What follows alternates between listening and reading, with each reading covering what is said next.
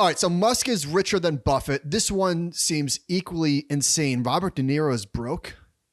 So Is that possible? De Niro is an investor in Nobu. This is one of the anecdotes from the article. He's an investor in Nobu. Obviously, they're getting killed. And so he personally was on the hook for $500,000 to investors. I don't know. This came out in the divorce proceedings. I don't know who he owes what to, but he needed to borrow the cash because he didn't have it. Bobby D, broke. I thought this is the reason he did Rocky and Bullwinkle back in the day, because that was a paycheck movie. Shouldn't he have banked those paycheck movies? Because he did a lot of crappy movies. I remember I heard on a podcast one time Michael Douglas saying, yeah, I did it for paycheck. And we were laughing about it, I believe. But like these people, their lifestyle is so expensive that they need to work. So this is a quote from his businessman. He's one of the most successful actors of all time. How does he not have more money saved? The best case for Mr. De Niro, if everything starts to turn around this year, he is going to be lucky if he makes $7.5 million this year, which is a hilarious quote. Yeah, anybody in the world would be very lucky to make that much. But this is another quote. These people, in spite of the robust earnings, have always spent more than he has earned. So the 76-year-old robust man, why are they calling him robust? That's weird. Couldn't retire even if he wanted to because he can't afford to keep up with his lifestyle expense. So he's using the 95% spending rule. Yeah, so Bobby D 0, fire 100. Yeah.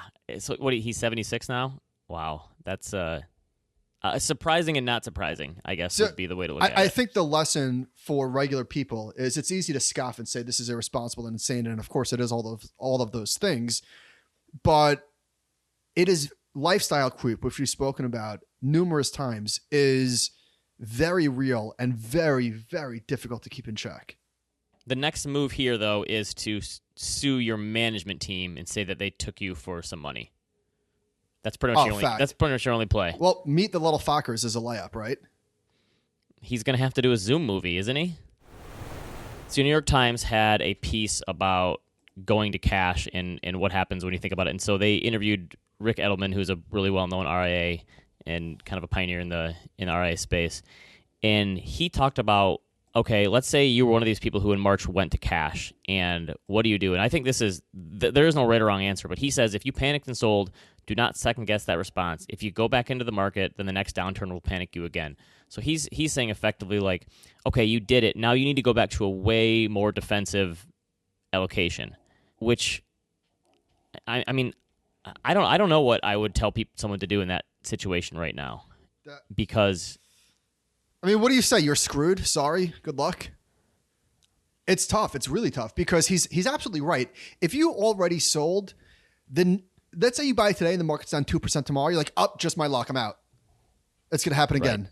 So I think either you leg back in or you probably do this both, you get much more defensive. So if you were 60-40 and let's say you ripped the entire Band-Aid off and went to cash, maybe you get back in with a 40-60 portfolio or a 30-70 portfolio, and you do so over the next 6 to 8 months, whatever. Yes. whatever. And if you want to work back up to 60-40 and think, okay, that was a dumb move that I got out, I'm sticking it now. Like you could move back in chunks over time, and slowly get back up there. But so okay. What's happened is like if you went to cash now, the market has gone vertical. It's so hard to get back in.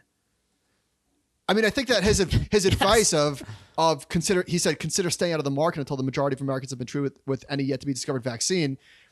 It sounds silly, but the market has gone so far vertical that it's really hard to get back in. But I don't agree with the idea that you should base your investing in the months or years ahead on when a vaccine hits. I just don't see how you can, like, you don't think the market will have that price in by then. True. Also, like, let's say that the market, like, we see the vaccine coming as telegraphed, the market's up another 20%. Are you going to say, okay, now I'm going to get back again? Also, the longer you stay in cash, the harder it is to get back in. Yes, it's addicting.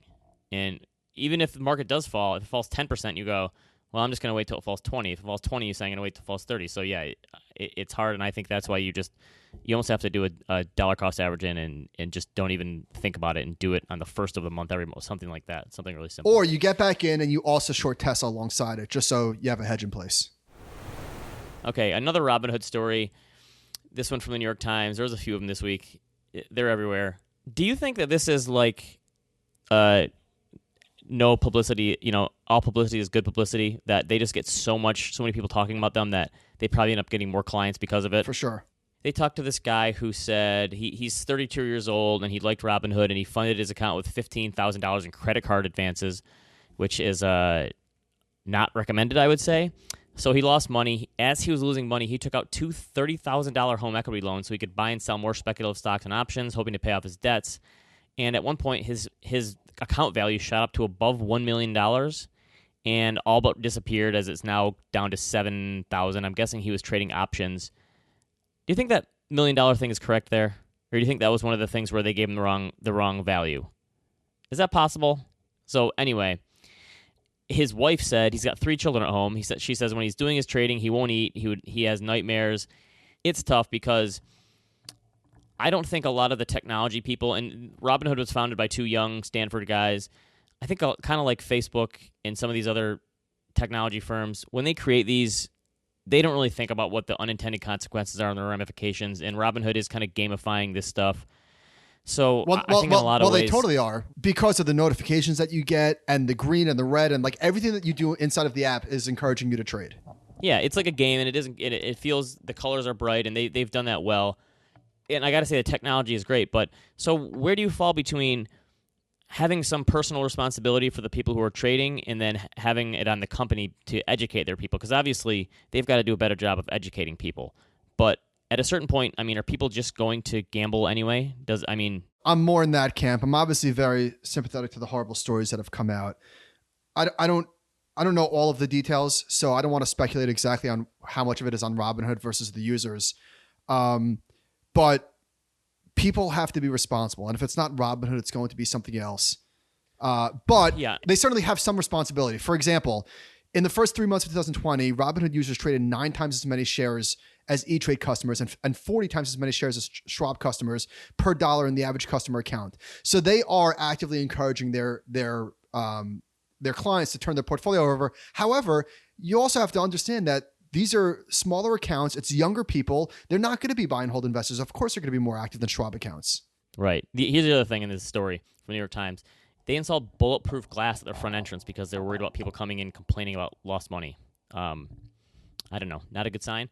But here's another theory. So I found a bunch of stats about like how poor people play the lottery more than rich people when I was doing research for my last book. And is it possible that wealth inequality exacerbates some of the gambling mentality? For sure. Or some of these, because a lot of these people, Vox did a story on this, and they talked to this 31-year-old. And some of the people they talked to in this report, they interviewed like 15 people who are trading stocks at places like Robinhood. And this guy says it's boring. It's boring watching stocks. It's not exciting. They're not making any these crazy prices. You don't get a rush throwing money at Berkshire Hathaway and waiting for 15 years. Yep. But and again, this is people who are unemployed who are now trading. Isn't it a case where like, okay, I have nothing else to lose. What's the point? How are index funds going to help me when I could do something like this and put a crazy speculative play on and make money, and that would be life-changing Absolutely. for me? So isn't it possible these people have just nothing left to lose, and why not gamble? Nailed it. That's exactly what's going on.